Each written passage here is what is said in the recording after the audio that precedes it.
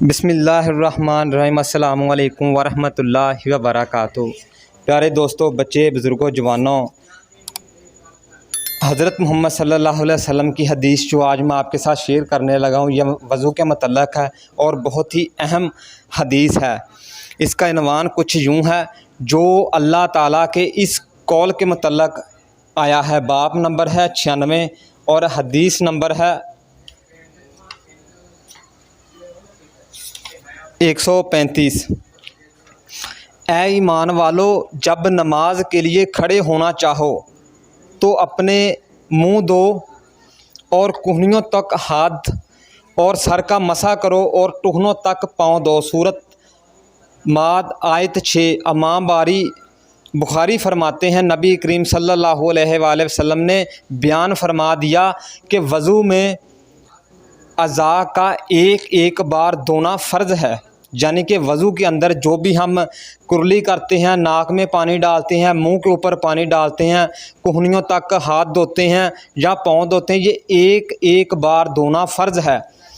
اور نبی پاک صلی اللہ علیہ وآلہ وسلم وضو کرتے ہوئے اعضاء کو دو مرتبہ اور 3 بار بھی دھویا ہے، یعنی کہ نبی کریم صلی اللہ علیہ وآلہ وسلم نے جتنے اعضاء ہیں، یعنی کہ چہرے کا دھونا، کرلی کرنا، ناک میں پانی ڈالنا، کہنیوں تک ہاتھ دھونا، ٹخنوں تک پاؤں دھونا، یعنی کہ حضور پاک صلی اللہ علیہ وسلم نے 1 بار بھی دھوئے ہیں، 2 بار بھی دھوئے ہیں اور 3 بار بھی دھوئے ہیں، اور البتہ 3 سے زیادہ بار نہیں دھوئے، یعنی کہ حضور پاک صلی اللہ علیہ وآلہ وسلم نے 3 سے زیادہ بار نہیں دھوئے۔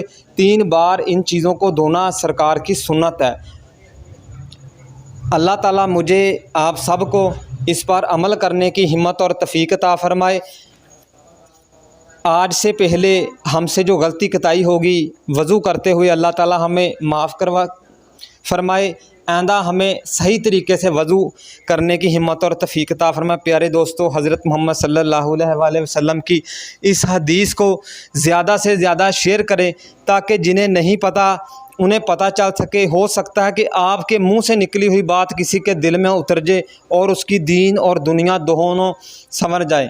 آپ سب سے درخواست ہے کہ خدا کے لیے نبی پاک صلی اللہ علیہ وآلہ وسلم کی اس حدیث کو زیادہ سے زیادہ شیئر کریں تاکہ جنہیں نہیں پتہ انہیں بھی پتہ چل سکے۔